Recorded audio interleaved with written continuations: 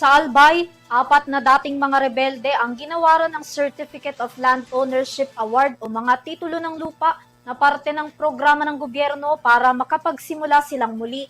Ang mga lupang ito simbolo ng kanilang reconciliation sa gobyerno at pagsisimula ng kanilang sariling kabuhayan. Si Carlos Concha, magbabalita. Sa Legazpi City, Albay, 4 na dating rebelde ang nakatanggap ng Certificates of Land Ownership Award o CLOAS mula sa Department of Agrarian Reform o DAR.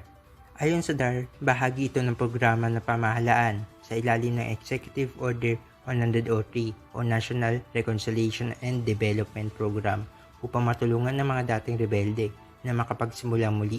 Ayon kay DAR Assistant Regional Director for Operations Guy Labad, mahalaga ang pagkakaloob ng lupa upang magkaroon ng kabuhayan at makabalik sa normal na pamumuhay ang mga benepisyaryo. Nagdag pa ng DAR, may kabuuang 2.48 na hektarya ng lupang sakahan ang ipinamahagi sa 4 na benepisyaryo sa lungsod. Sinabi naman ni DAR Secretary Conrado Estrella III na mahalaga ang agrarian reform sa pagpapanatili ng kapayapaan sa mga komunidad sa kanayunan. Ayon sa ahensya, bukod sa lupa, makatatanggap din ang mga benepisyaryo ng suporta tulad ng farm inputs, training at iba pang tulong upang mapalago ang kanilang kabuhayan. Para sa EuroTV, ako si Carlos Concha. Suma saludo sa bawat Pilipino.